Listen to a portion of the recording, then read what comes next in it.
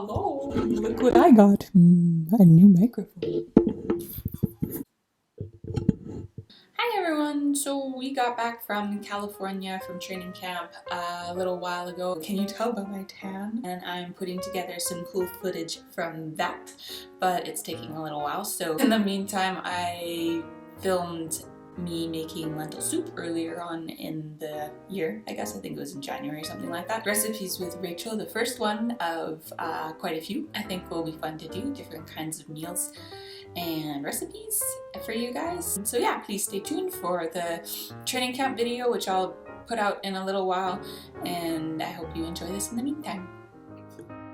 Hey guys, so I've been having kind of a rough week. If I'm being honest, it's been kind of a rocky start to the 2020 year, but whatever, it is what it is. What helps me during a week that I'm not feeling so great is good food. Good food can sometimes mean going to Wendy's and getting a Baconator, chicken strips, french fries, a Frosty, and eating it all in one sitting. Or in this case, good food means a nice home-cooked meal. I've been really craving this lentil soup. It's a really healthy recipe. I'll show you how to make the recipe, but I'll also write it in the doobly-doo below. It's a good vegetarian recipe as well.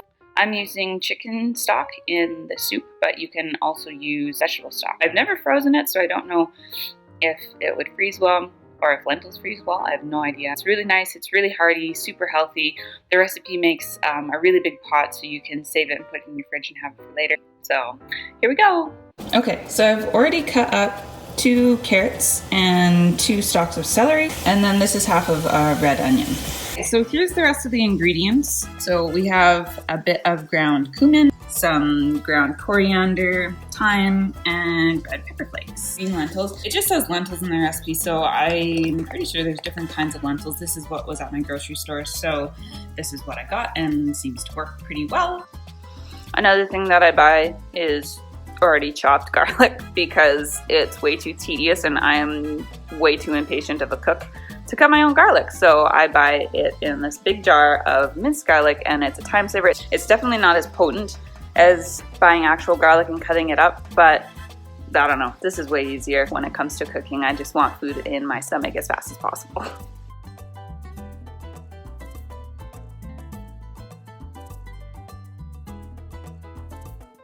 The recipe calls for a full onion. I guess you can use whatever onion you want. I don't like onions actually at all. Red onions are kind of the less evil kind of onion. So I'm putting in half an onion. Calls for 1, so if you like onions, put a whole onion in. If you don't, then just don't put an onion in, or do half and take baby steps, as I'm an adult and still am a picky eater. We're trying. I added my cumin, coriander, and red pepper flakes and a little bit of ground black pepper to this. The spices and everything are just making friends for a little while before we add the broth. Usually I get chicken broth or whatever broth I buy, I get it without any added salt in it because they put a lot of sodium in broths. So this, I think the one that I have is like 30% less or something like that because it was on sale. But typically I like to buy them, have no added salt at all. Processed foods have so much sodium in them and you're getting a lot of salt throughout the day usually. And then this way you can also just add salt to taste. If it's a little on the less flavorful side, then add a little bit of salt and taste as you go. Whereas if you buy like high sodium content broths, it's going to be salty already. So this helps you have a bit more control about the way you want your soup to taste, and it's a more healthy version. In North America, we have lots of added sodium to our processed foods.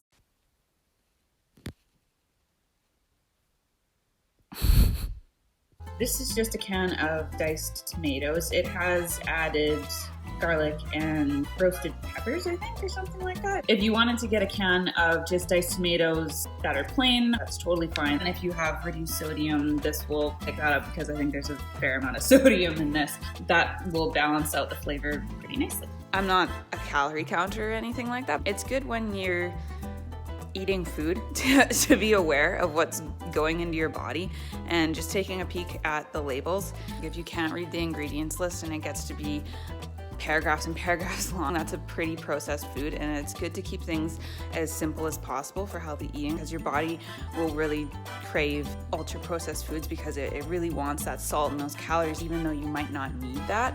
It's just a survival instinct that it will always be trying to get these really high processed, high calorie foods. It's not helpful if you're trying to lose weight or anything like that. It's really good to eat at home if you can make stuff at home. Do things as simple as possible, buy things with as little added to them as possible. It's good to be aware of what's going into your body for sure.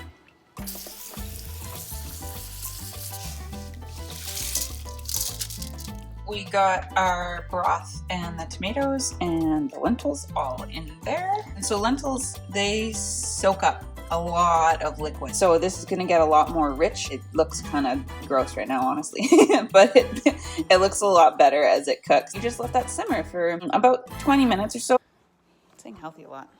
Oh, I didn't record any of that. Cool.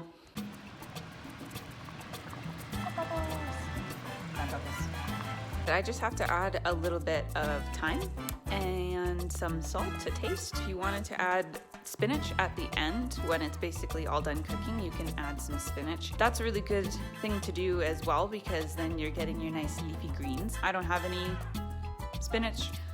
I wanted the soup anyway, so it's a really nice stew, and I'll show you what it looks like when it's all done. Whilst I'm waiting for my soup to cook, I am having some leftover mashed potatoes and homemade chili and a little bit of cheese on top. If you want to see the recipe that I have for homemade chili, let me know. I made it with ground beef, but there's so many different kinds of beans in it that you really don't need to add meat to it, so you could make it vegetarian as well. So yeah, just let me know if that's something you guys would like to see. So this is the kind of consistency that you're looking for. Basically all the fluid is almost gone and soaked up by the lentils. And yeah, and then it's ready to serve. And here's the final product. The consistency is a little bit more stew-like, I guess, than soup-like. It's not super soupy fluidy, but it's really tasty. So. Testing. Does it work? Hello?